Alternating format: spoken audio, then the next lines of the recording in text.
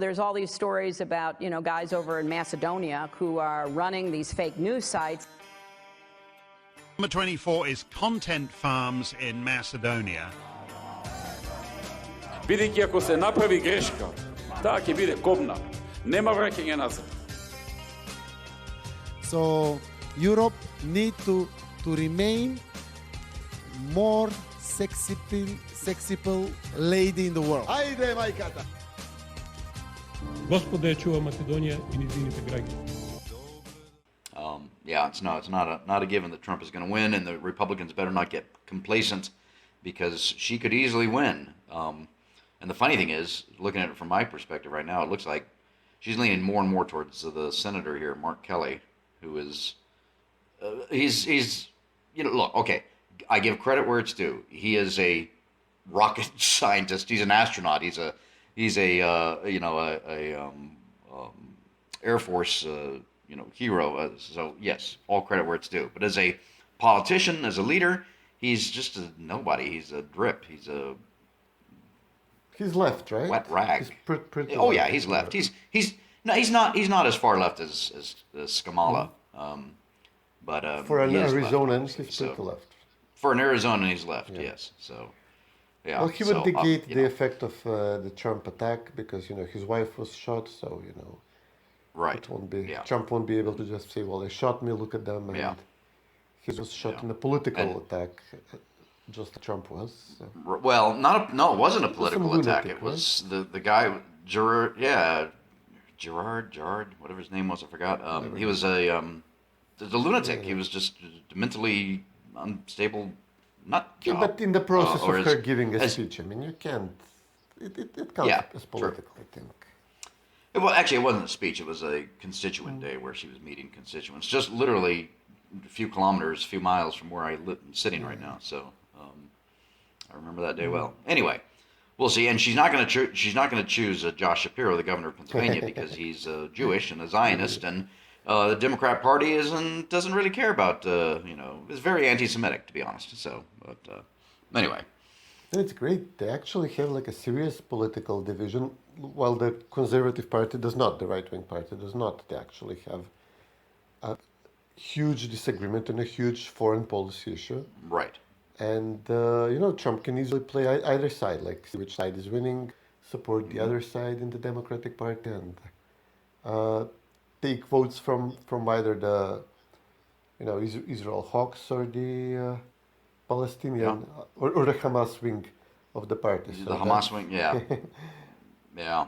So anyway, there's a lot. Maybe we should do an episode just on before the Democrat convention here, which is next month, kind of on American politics and start with that and then go into how it will affect Macedonia. Maybe we should do that. Sure. So, okay, but before I start the intro here, we've got Ali Ahmeti, the Islamicists, Saudi Arabia in Macedonia.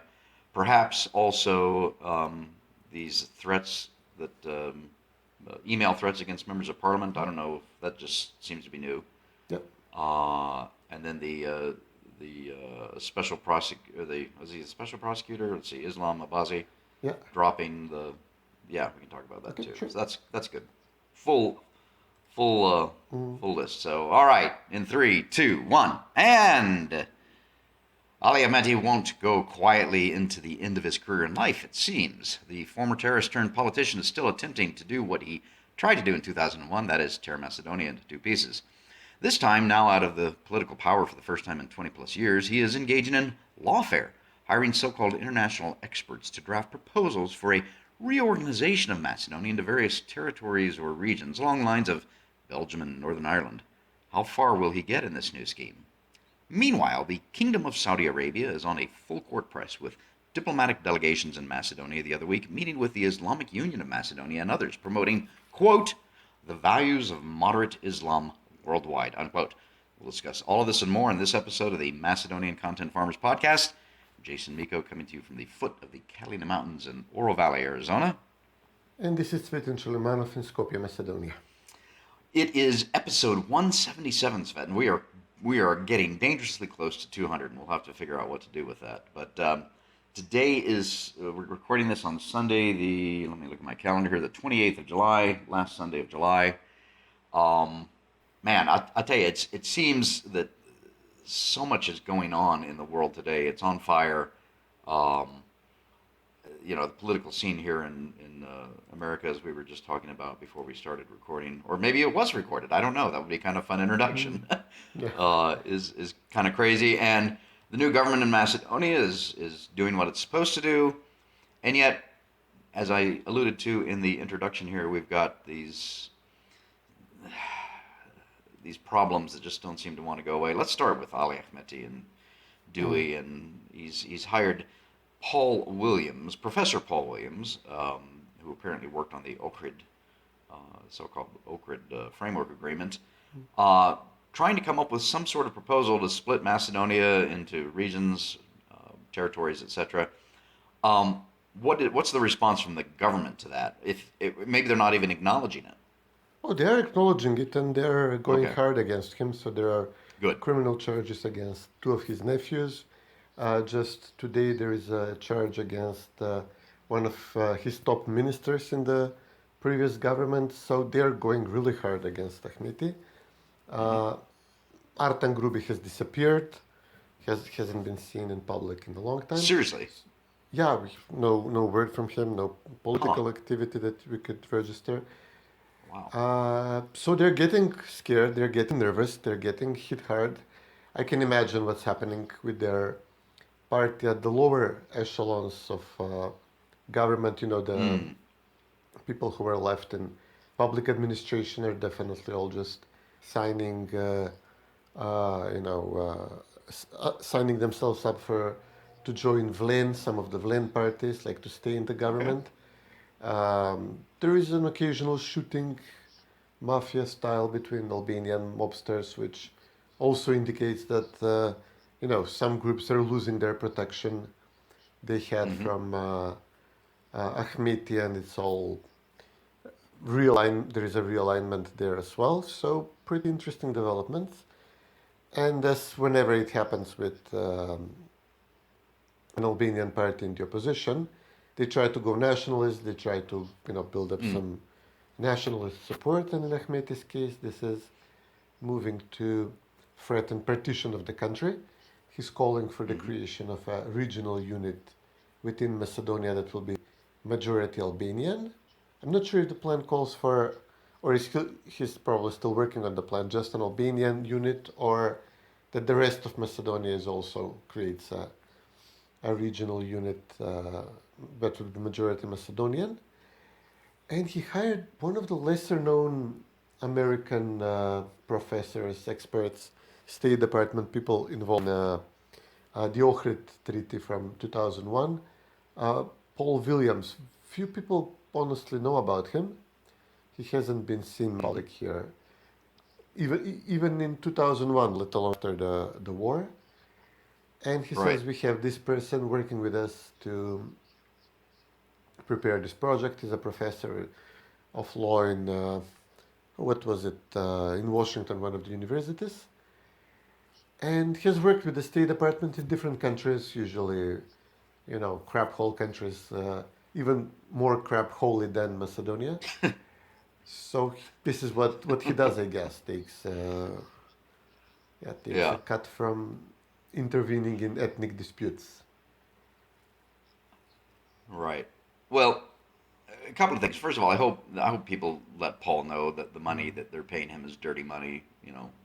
Dewey is known for raising money off of trafficking in women, girls, drugs, weapons, etc. So that's the money that he's getting.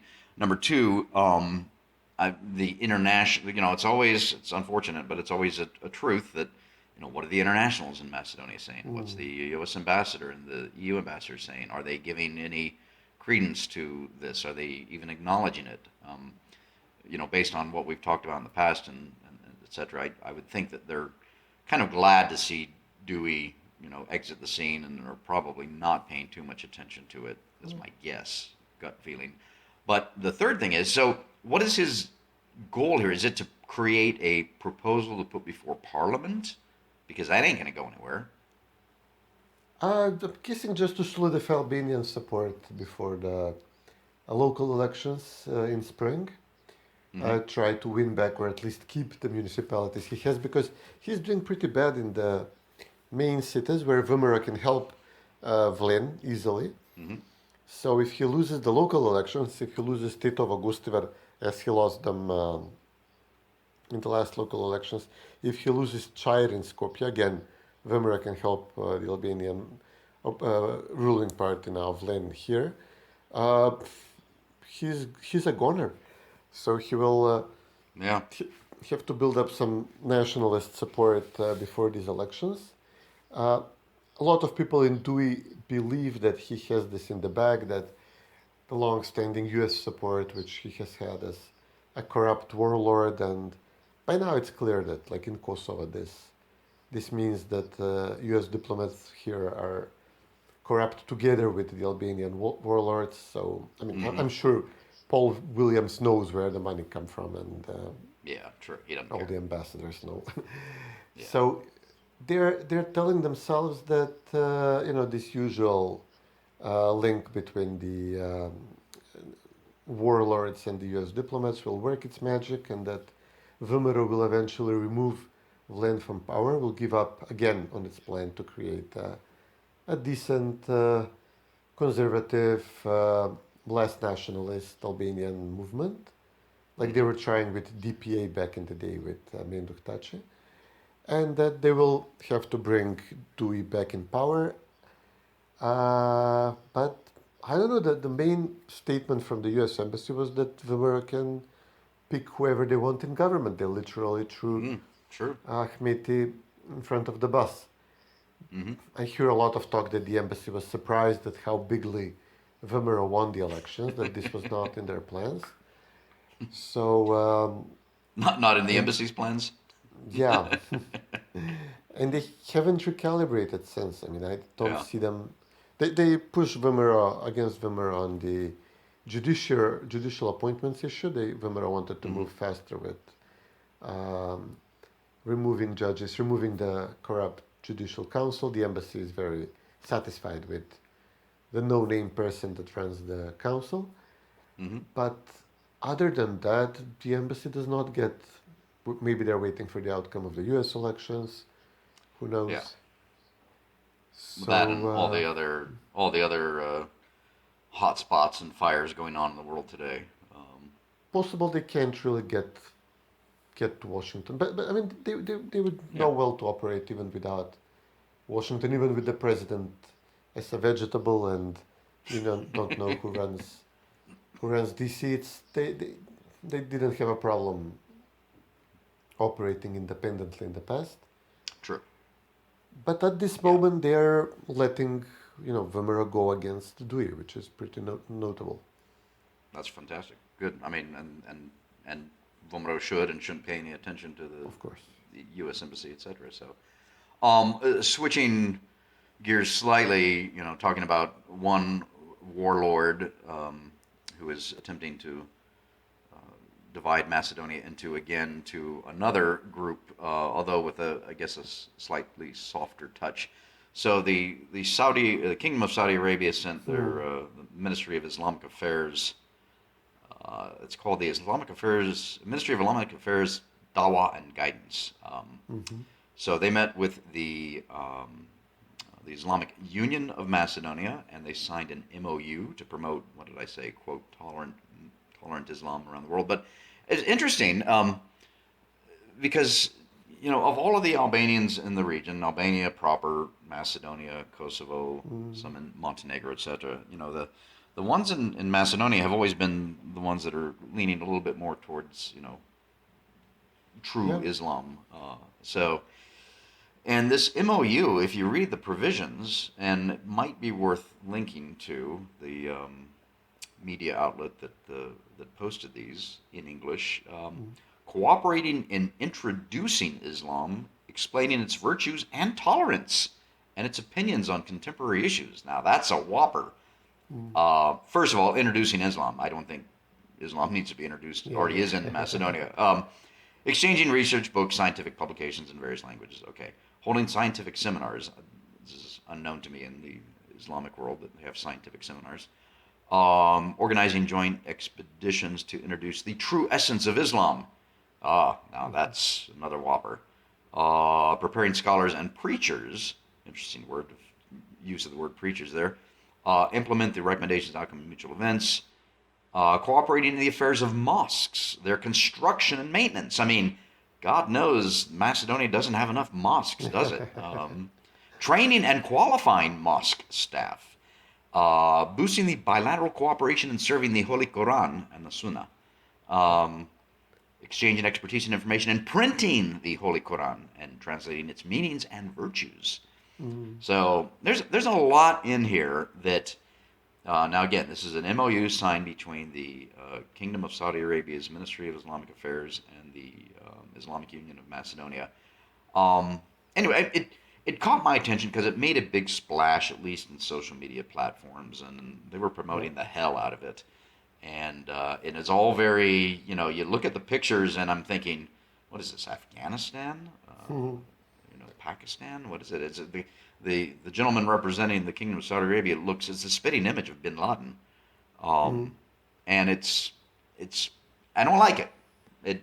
It's not good overall. Well, something has to fill the hole or counteract the U.S. imposed gayness that is being promoted, especially now with the Olympic Games. If you caught that part. I did. You know what? I saw the pictures. I didn't push the why am I losing the sound button on my feed because I didn't want something coming into the room where I was with family, that would have kind of made a scene, so to speak. But I'll do it later. I mean, the whole mocking of the Last Supper, and then the sound I didn't turn on, which I'm referring to, was this a Greek god. I think it was Dionysus, and they were lifting a. It was Papa Smurf, the blue one, right? Yeah, afterwards Papa they said it's Smurf. Dionysus. But no, they made it for the children. Yes, you're right. No, it does they look were like doing Papa to the children. But Oh, sure. Sure, for the children, which is why one of the drag queens in the background had his testicles hanging out in front of the children there. So, So you're right to counter the gayness of either Russian Orthodoxy being imposed or maybe some Protestant Catholicism. We still get American missionaries here, but of course, Islam is the loudest in offering an alternative to this godless Western ideology. Well, yes, but this is where, and I'm speaking as a member of the Macedonian Orthodox Church. This is where the Macedonian Orthodox Church really needs to step up to the plate and start talking about the values of Christ and Christianity. And there is common cause to be made between the Protestants and the Orthodox and the Catholics, and I've seen that actually happen. But anyway, that's a whole other subject we can get into later. But I think it was worthy, which is why I mentioned that we should talk about this briefly and just bring it to the attention. And I think we will put this link in here for these provisions in the MOU because it's important. All right, go ahead. No, you're right. The Albanians in Macedonia are kind of like the most visibly Muslim, and they do this. They used to do this in Kosovo when Kosovo was held by the Serbs. They wanted to have like an identifying feature. They would wear those skull caps. Of course, have graffiti all over the place, like in Northern Ireland. So they want to have a building mosques everywhere. And as soon as the Serbs were expelled from Kosovo, this all kind of stopped. And now they declare Macedonia as Albanian land, which is up for the taking, and they are visibly Albanian in Macedonia. This includes. So what you're saying is, as soon as the Albanians throw the Macedonians out of Macedonia, they'll become more secular. Yeah, of course. Yeah, they will stop the. I mean, the other Albanians would tell them, "Listen, this is cringe. Yeah. Why are you wearing these caps? I mean, what is this, like the 19th century?" But they keep at it. And there was another Islamic moment in Parliament. There was a commemoration of the Srebrenica genocide, and there was some of the Albanians. There was this Bosniak lady who was running for president, Mersiha, the one who was with SDSM, who used anti-Semitic slurs against Rashila Mizrahi when she was appointed minister briefly. I mean, when she was removed as minister.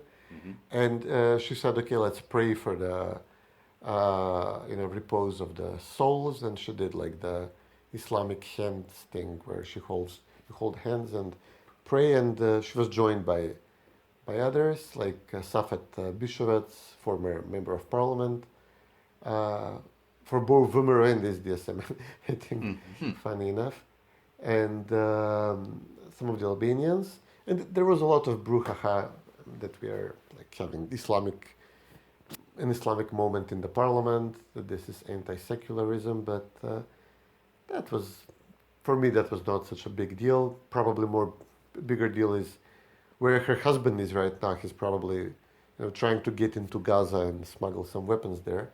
He was big on this. He was part of the original Gaza flotilla, if you remember. Oh, that right, incident. yeah. So interesting characters Indeed. we got here. Indeed. Well, let's stick with because this is new to me, and I just saw that several media outlets are reporting on this. So we remember Katica Janeva, the best chief special prosecutor, whatever that Charles Slovenian. Yeah, exactly. Yes. So feted and praised by embassies and so many others, and then of course she's in jail right now. Yep. Special prosecutor's office was disbanded. So another prosecutor was hired to investigate her and the 4.6 million euros in bonuses that she and her staff assistants got. But this prosecutor, Islam Abazi, who's apparently close to Dewey, has dropped the case now, according to certain media reports. I'm sure that cannot. Well, you get into the issue of the judiciary is supposed to be separate from the executive, etc. What's going on with this, especially since I just saw this morning? Yeah, this is similar kind of to like what just happened in the U.S. when those agents who were investigating Trump were just given like a huge payday because Trump allegedly violated their human rights when he published their text messages after they were spying on him, spying on the candidate for president. So in our case, it was Katica Janeva giving 4-point-something millions to her staff, to her prosecutors who were recruited to help SDSM bring down VMRO, arrest Gruevski, bring down his government, and impose a name change. So she was. There is obviously an attempt by a prosecutor appointed by Ahmeti to drop this investigation. I'm not sure if we'll be able to get the money back from the prosecutors. Maybe just add to the charges that Katica is facing, and maybe if has any brains left in her, like she would become like a witness, like Buki 13 offered to, practically is already, because she was obviously not the brains behind that operation. It was not even Zaev, but we'll be satisfied if she testifies about Zaev, everything she knows. She was released from prison on medical grounds, like a few months ago. She asked that. She said that she was hired by her son in his law office because she's such a legal expert, and she would work during the day from the office, and then she would go back to prison to spend the night. This is actually the actual arrangement. But immediately, VMRO appointed Alexander Pandov, pretty well-known like activist, as head of the prison authority institution, and there was quickly an investigation into which prisoners are abusing this leave of absence, and lo and behold, Katica was one of them. So she was ordered back in prison. I mean, she should have guessed that they will check her, considering the damage she did to the country and to the party and to to the people now running the government. At the same time, Pandov ordered leave of absence for the political prisoners from the April 27 trial. So Yana Chinto is back home, and a dozen other people. While we are, determining would they prefer to have a pardon, maybe for Ilindan now upcoming, or maybe they would like to go for a retrial in case, which allows them to prove their innocence. With a pardon, they will still be declared guilty. Things are falling in place. Yaneva had an interview. I didn't watch the whole of it. I didn't catch her offering to say, to testify. But she, there were pathetic moments. She went like, she's asking for an amnesty for all the prisoners. No, not just me, there are so many poor people here.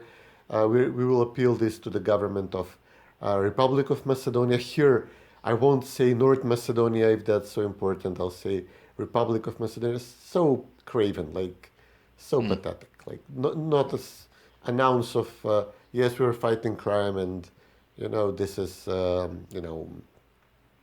what we did, and then I was tricked by oligarchs and arrested. No, she's like, please, can we end this? Put an end to this. Like, I have health issues. Exact stuff that the people she persecuted would raise, and she wouldn't care back in the day, and so pretty. I felt sick when just listening to her. By the way, where is Boki 13 these days? Speaking of health issues, he was released for actual health reasons. I mean, that's no joke. And he did these interviews in which he had to take breaks to eat and have drugs, medicine administered. And in which he testified against Venko Filipče. He disclosed a lot of information about his corruption, which he hasn't mentioned this before. And Venko is now leader of SDSM, so there is plenty of material about him. There was also another unusual attack on Venko. IRL, this news outlet associated with the embassy, they had an investigation just days before Venko was elected leader of SDSM. And the investigation showed that he was given a permit by the government and by the municipality of Doiran to build a solar plant near the lake in business with Vica Zaev, Zoran Zaev's brother. Mm-hmm. And they were quoting the mayor of Doiran, the former mayor, who said that they were arguing who will get this, and then I told them, don't fight, do this together, like you're in business together anyway.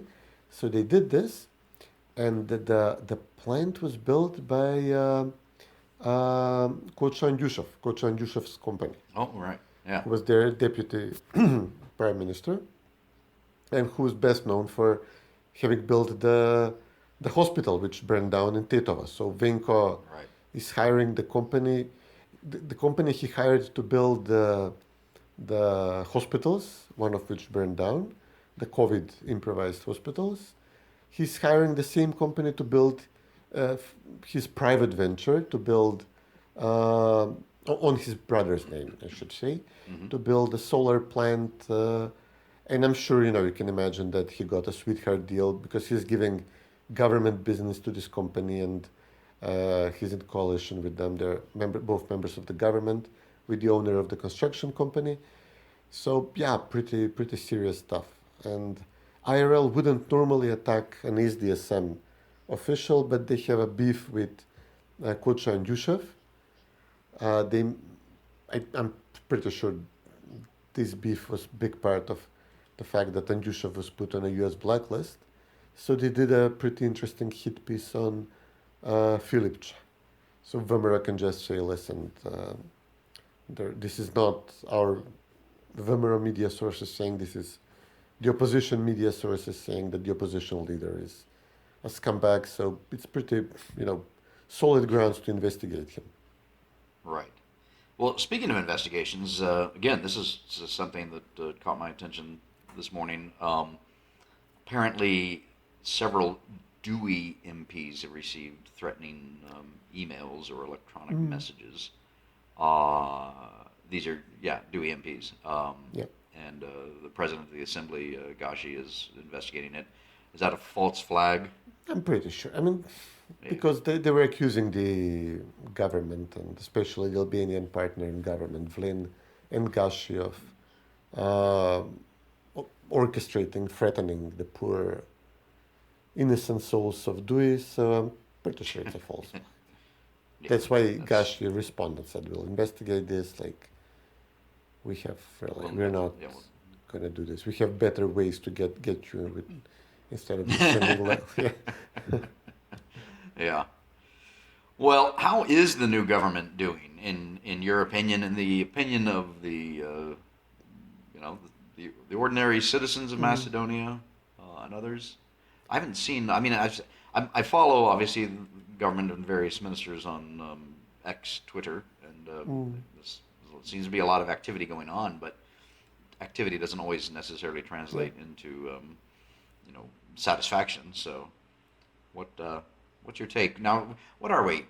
This is end of July, so the government was formed. Was it mid-June or end of June? A month ago from now. So it's been a month. Let's call it a month. So we're not at that 100-day magical point yet, and we'll have to do a special podcast for that. Not that, as we've talked about in the past, 100 days is anything. It's just a thing that's entered our culture, and that's just we have to live with it. So, but a month into the new government, how do things seem to be in general? I mean, one thing that's very notable, and I've noticed it immediately going there. It's it's a Macedonian government. What very strongly annoyed people, the majority of the people in the past, was that it was previous government was made up of Albanians.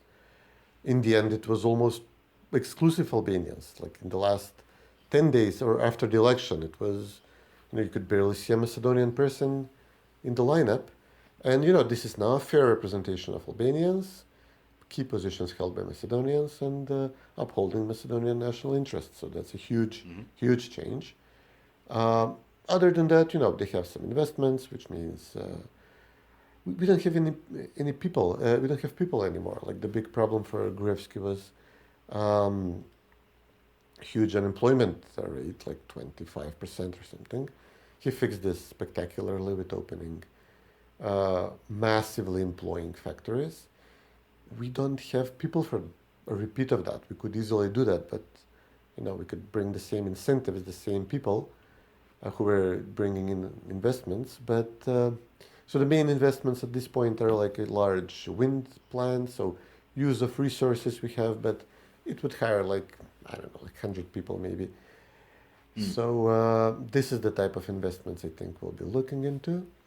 Foreign policy-wise, so it's not like 100% stick it to the Greeks and the Bulgarians, but there is a lot of that.